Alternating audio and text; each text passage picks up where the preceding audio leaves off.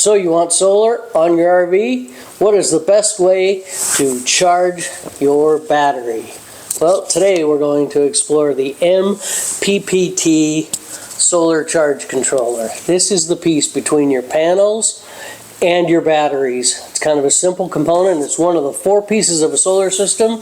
Today we're going to go in deep on it and why I like the Victron and what it means. So, the MPPT, maximum power point tracking, is what that stands for. And what that does is it converts the voltage from your solar panels, which goes up and down depending on the sun conditions, the clouds, the shade, how many panels you've got, how they're configured, everything else. Well, the maximum power point tracking, is the technology inside the smart MPPT controller that takes the voltage anywhere between 18, which you need to charge a 12-volt battery, and up to 100.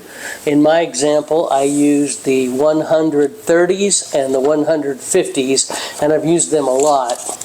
What that means is 100 volts in and 30 amps out. So with 100 volts in at whatever amperage, we can get 30 amps out at 12 volts. And so unlike a PNW controller, they just open up when the voltage is between 13 and 18 coming into the panel, and that's what will charge your batteries. But the maximum power tracking means it'll take a lower voltage from multiple panels, add them together in series, and get more efficiency into your battery. So the idea is the MPPT controller doesn't need your solar array to match your batteries. It takes and finds the sweet spot of the panels when they're producing the most power and converts it down exactly to the voltage your batteries need. This results in like a 30% more efficient charge from the sun into your batteries. The smart conversion approach helps you charge in a lot wider range of conditions. Like I said, if it's cloudy or if it's sunny or you're partially shaded, and you can send in a higher voltage array, like I mentioned earlier. You also get a smarter charging curve. So the Victron especially has an app, which is super cool, and I'm going to show you that in a second. Also get a smarter charging curve. So the Victron, through the app, you can see when it's in bulk mode, it's sending as much power as it possibly can to the battery to charge it. When it gets up to a certain voltage, it will send it into a minimized kind of a safer charging level. That's a medium level. And then when the battery's topped right off, it will float. It will just trickle charge a tiny bit into it. So it's got really, really good battery management on the output, and then on the input it's got smarter battery management to take whatever voltage peaks, highs and lows, and convert that to the proper output with the proper amps. So like I said, it'll bulk charge, it'll medium charge, and it'll just top your battery off with the float technology. Okay, an MPPT battery charger also allows for easier, more simple wiring. So you can take your panels and put them in series, which adds up the voltage and keeps the amperage the same. And so wire size is based on amperage, so you can crank up 3 or 4 panels that are 30 or 40 volts each and get closer to that 100 volts, requiring a smaller wire size and simpler wiring all the way around, down from your roof of your RV, through the walls or through the plumbing ducts or whatever, the plumbing vents or whatever, into your lower panel. You can generally run one set of wires, one red and one black, that are thinner because you're running higher voltage and lower amps. Whereas if you had a charge controller that couldn't handle that higher voltage, you would need more amps, and you would run either a thicker wire if you had everything in parallel, because if solar panels are in parallel, the amps double up and the voltage stays the same. So higher voltage, smaller wire, a single run of wire off your roof down into your controller makes wiring a lot easier. And then wiring the controller itself is simple. You have 2 in from your solar panels, and you put a DC breaker on that, and then you have 2 bigger wires out into your batteries or through cutoff switch into your battery. Here we go. I want to show you the Victron app. When you bring it up, you get a list of all your devices here, and you can go in to settings and change the Fahrenheit and the language, Fahrenheit, Celsius, the language. You can see the version of it. You can create a report if you need one, or you can log in. We don't need to do that, but you can see I have one 30 amp controller here that we are using, and it is currently running.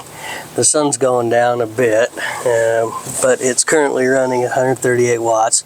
So 36 volts going in, 4.8 amps coming off. This is what's coming off my solar panels. 35 volts, 4 amps, and that's getting converted to 13 volts and 10 amps going in, and it's in a bulk stat, bulk charging status. So we've got bulk, absorption, and float. And then if you look at the history, this shows today I've had a load on it all day long. I've been running on my computers on it, and we are just bulk using everything we're making. Yesterday I didn't have a load on it, so it just stayed in absorption all day, even though it was bright and sunny. Throughout the week, you see I have a load on it. I've not had a load on it.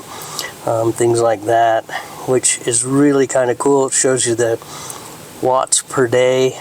So today we are 1.78 kilowatts, so that's 35 cents for the day, basically. The high and the low on the battery, the high and the low on the batteries. You can see the other day the battery went to 0 actually overnight. Then you can go into trend mode, and it shows the trends today, the voltage lines that we've used.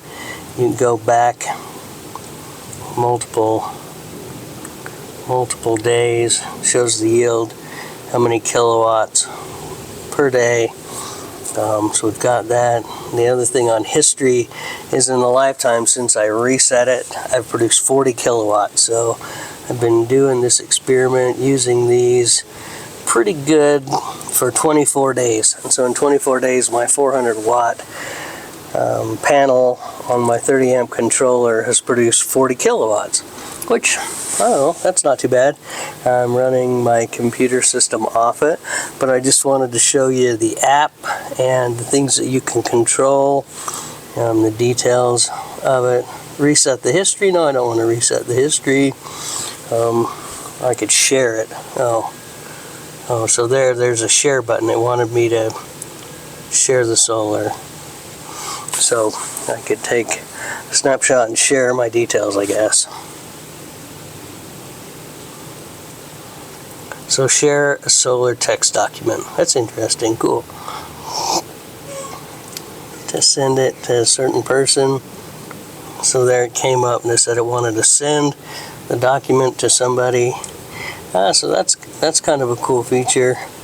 But once again, the smart controllers for the Victron, their smart shunts, their smart devices all work through the same app, and it's easy to install and it's easy to use, and I find it really helpful, and you can kind of nerd out on it. Alright, I need some help. I think I've got this close. This is my temporary install to get things tested. I have my DC breaker going into my 30 amp. I come out of that into this breaker. I want to know if these things are any good. I'd rather probably get a slow blow fuse. And then I have 2 batteries here in parallel. And then coming off the batteries, I'm going up to 2 inverters. I'm testing them side by side. I think I only need 1, but should I come off the battery into like a 4-port bus bar on both of them and fuse going from the battery to the bus bar? Should I have both batteries going to the bus bar, or both batteries in parallel like I've got them now with a fuse going to the bus bar? Or do I need a fuse between the 2 batteries? So I'm curious how to upgrade with bus bars and fuses. I've heard Class T fuses, and I've got two 100 amp LiPo batteries. So what size fuse do I need? 225, 250 amp. I appreciate your help.